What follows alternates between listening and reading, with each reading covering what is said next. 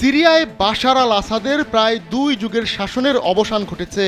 মাত্র 2 সপ্তাহেরও কম সময়ের মধ্যে সিরিয়ার শাসন ক্ষমতা নিজেদের দখলে নিয়েছে বিদ্রোহীরা। মধ্যপ্রাচ্যের এই দেশটিতে রুশ বাহিনীর উপস্থিতি রয়েছে, এমনকি রুশ বাহিনীর প্রত্যক্ষ মদদে ক্ষমতার শেষ 1 দশক মসনদ আঁকড়েছিলেন বাশার আল আসাদ। কিন্তু এবার আর শেষ রক্ষা হয়নি। আল কায়দার সঙ্গে সম্পৃক্ততা থাকা হায়াত তাহরির আল শাম বাশার আল আসাদকে হটানোর মিশনে নামে। তাদের সঙ্গে যুক্ত হয় সুন্নিপন্থী আরও বেশ কয়েকটি বিদ্রোহী গ্রুপ। এরপর পতন ঘটতে থাকে বাশার আল আসাদ সরকারের একের পর এক দুর্গ।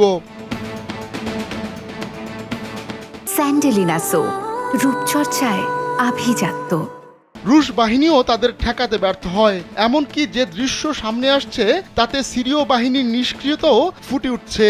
মধ্যপ্রাচ্যে নিজের পরম মিত্রের এমন পরিণতি হবে তা হয়তো একটু আঁচ করতে পারেননি রুশ প্রেসিডেন্ট ভ্লাদিমির পুতিন। আর তাই অনেকটা চোখের পলকেই পতন ঘটে সিরিয়া সরকারের। গেল সপ্তাহে শোনা যায় সিরিয়ার তার্তাস বন্দর ছেড়েছে রাশিয়ার নৌবাহিনীর জাহাজ। তবে এবার এই ইস্যুতে মুখ খুলেছে রাশিয়া। দেশটির পররাষ্ট্রমন্ত্রী সের্গেই ল্যাভরভ বলেছেন, রুশ জাহাজ তার্তাস নৌঘাঁটি ছেড়ে যায়নি, বরং সোশ্যাল মিডিয়ায় যা ছড়াচ্ছে তা গুজব। রোববার ইরান ও তুরস্কের পররাষ্ট্রমন্ত্রীদের সঙ্গে বৈঠক শেষে এমন মন্তব্য করেন তিনি। ল্যাভরভ বলেন, ভূমধ্য সাগরে সামরিক মহড়া অনুষ্ঠিত হচ্ছে। স্যাটেলাইট ইমেজ হয়তো এটাকে অন্য কিছু ভেবে নিয়েছিল।